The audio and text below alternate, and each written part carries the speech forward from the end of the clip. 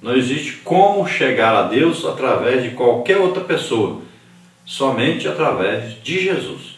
É o único que desceu lá do céu, se fez homem, morreu em nosso lugar, ressuscitou, está lá no céu novamente. É o único. Não existe outra pessoa que fez isso. Então, só existe um único mediador. Está em 1 Timóteo capítulo 2, versículo 5. Né? Só há um Deus, um só mediador entre Deus e os homens, que é Jesus Cristo, aquele que se fez homem. Então veja só a importância de sabermos isso. Só sabendo isso já melhora muito a condição do ser humano. Se cada ser humano tivesse em sua mente que só existe um Deus e que só existe um mediador entre Deus e os homens, já melhoraria muito a condição do ser humano. Seria coisa tremenda isso. Mesmo que a pessoa não quisesse seguir, mas pelo menos sabendo que só existia um, já melhoraria muito mesmo. Acabaria toda a idolatria do mundo inteiro se as pessoas de repente reconhecessem que só existe um mediador entre Deus e os homens. Então isso você pode olhar em qualquer tipo de Bíblia, você vai ver que existe isso lá escrito. 1 Timóteo capítulo 2, versículo 5. Só há um Deus e um só mediador entre Deus e os homens, Jesus Cristo, aquele que se fez homem. Tópico 2 aí, leis concernentes à escravidão. Êxodo 21, de 1 a 7. As leis civis foram dadas a Israel, tendo em vista o meio e a condição social em que viviam. O Senhor nunca acolheu a escravidão, mas já que ela fazia parte do contexto social em que Israel vivia, era preciso regulamentar esta triste condição social. Deus ordenou que o tempo em que a pessoa estaria na condição de escravo seria de 6 anos. Êxodo 21, 2. Segundo o comentário bíblico Bicon, a lei não exigia que houvesse escravidão, mas visto que existia, estas leis regulamentares regiam a manutenção das relações certas. O Senhor sabia da existência da escravidão, porém ele nunca aprovou esta condição. Então a escravidão existia tanto no meio de Israel como entre os outros povos. Tanto é que Israel passou um tempão, né, como escravos no Egito. Então já existia escravidão. Agora, Deus fez, então, criou leis a respeito da escravidão. Ele não está dizendo eu apoio a escravidão.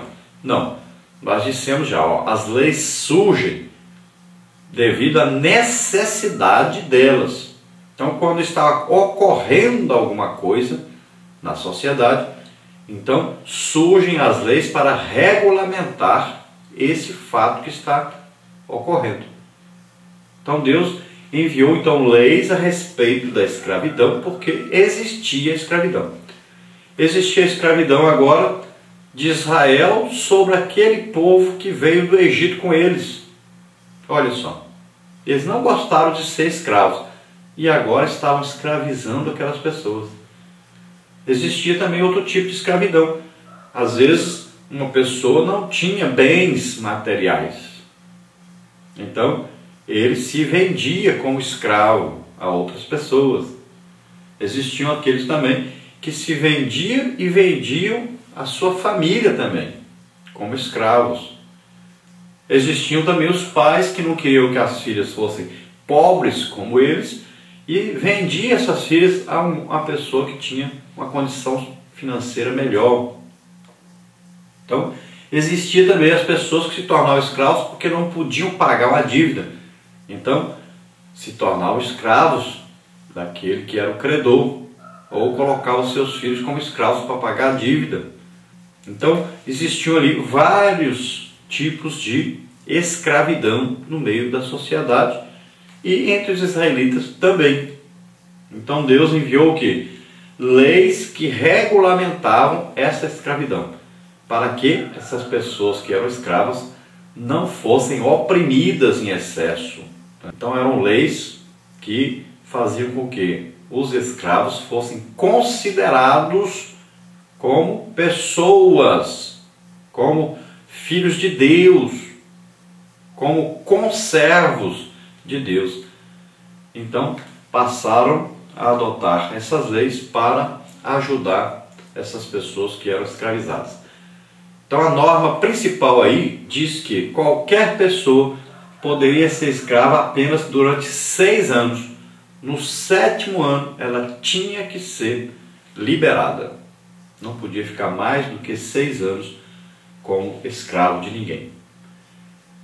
Mesmo que a pessoa então resolvesse que queria ser escravo, então no ano do jubileu a pessoa seria liberta. Alguns vendiam tanto a si mesmo como a sua família, como também as suas terras para alguém que tinha dinheiro. Então, o que acontecia? Ele ia trabalhar nessa terra, que seria um tipo de arrendamento, mas ele e sua família trabalhariam nessa terra, e quem daria semente seria aquela pessoa rica. Então eles combinariam ali como é que ia ser, e eles trabalhariam para apenas ter o sustento dessa família. Agora, no ano do jubileu, de 50 em 50 anos, acontecia esse ano do jubileu, então nesse ano do jubileu ficariam livres, tanto a família como aquela terra ficaria livre novamente. Então o sistema imposto por Deus em Israel. Você pode ver isso em Levíticos 25. E veja bem que tem aí tudo uma figura, né? A terra foi dada ao homem, mas o homem arrendou a Satanás, passou a ser escravo de Satanás. Jesus veio para nos pôr em liberdade. Ele veio para nos livrar. Só que ele diz, cuidado para que ninguém tome a tua coroa. Cuidado para você não entregar de novo a sua vida, sua liberdade, a terra de novo para Satanás. Não faça isso. Você já foi livre, Jesus te libertou. Vamos ver aí, tópico então 3, fala aí, ricos e pobres. Deus sustentou seu povo durante sua caminhada no deserto. Agora, quando entrassem na terra, deveriam trabalhar e haveria entre os israelitas ricos e pobres. O contexto era outro. Em geral, a pobreza era resultado de catástrofes naturais, problemas com as colheitas, guerras e rebeldia do povo em obedecer aos mandamentos divinos. Deus sempre quer o melhor para o ser humano que Ele criou e abençoou. Isso abrange os pobres, aprender a fazer o bem, praticar o que é reto, ajudar o oprimido, fazer justiça ao órfão, tratar da causa das viúvas. Uma parte do ministério de vários profetas que Deus levantou no Antigo Testamento era denunciar e advertir os israelitas contra a injustiça social e trabalho mal remunerado e opressão dos ricos e poderosos. Então vemos aí qual a causa de haver pobres e ricos. Então algumas coisas são essas aí, catástrofes naturais. Então aí uma grande seca, né? Muita chuva, um terremoto. Então são catástrofes, coisas que podem ocorrer sem que o homem produza. Então isso vai causar pobreza em alguns e riqueza em outros. Sempre quando falta um produto, por exemplo aí, vamos que falte de repente o gado. Então a carne fica caríssima. Quem tem gado começa a vender mais caro e fica mais rico. Quem não tem, tem que comprar isso mais caro e fica mais pobre. Então são aí leis, são coisas que ocorrem e são hoje muitas coisas globalizadas. Então se faltou carne na China, a carne no mundo inteiro vai subir. Se está faltando no Brasil, então no mundo inteiro vai subir. Então são coisas assim. São aí os commodities, né? Aí tem a carne, tem o milho, né? Tem aí o café. Então são várias coisas que o mundo inteiro consome. E é um mercado. Então ele sobe e desce. O preço é regulamentado pelo consumo e pela falta desse produto. Outra coisa aí, problemas com então as colheitas. Então, por exemplo, uma geada aí, né? De repente um calor excessivo, de repente chuvas excessivas, vão causar falta de determinados alimentos.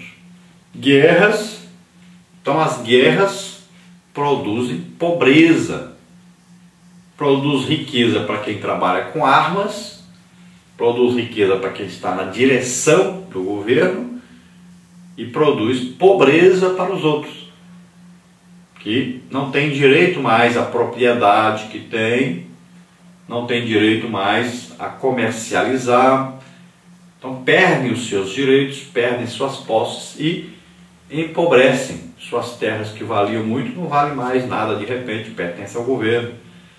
Então, pessoas começam a trabalhar como escravas para os governos durante essa guerra. Então, guerras empobrecem muito as nações, os povos.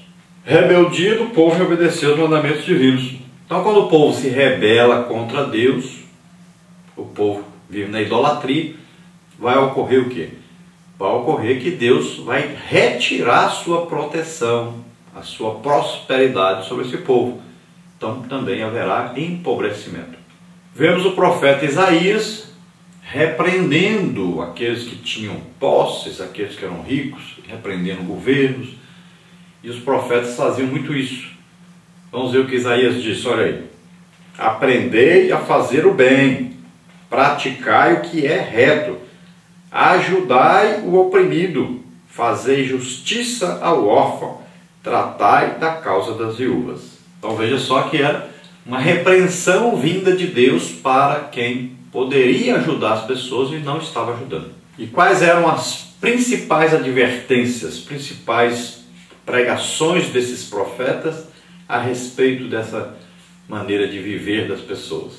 Então nós vemos aí que eles advertiram os israelitas quanto o quê? A injustiça social. Injustiça social, então são leis que favorecem aos ricos enquanto empobrece aqueles que já são pobres. É, por exemplo, ter os pobres pouco acesso a determinadas coisas, enquanto os ricos têm acesso demasiado a essas coisas. Por exemplo, a educação, a saúde, a diversão. Então os ricos têm fácil acesso a tudo isso e têm melhores condições de ter tudo isso. E os pobres, cada dia mais, têm menos acesso a essas coisas. Então a gente fala muito hoje sobre inclusão social.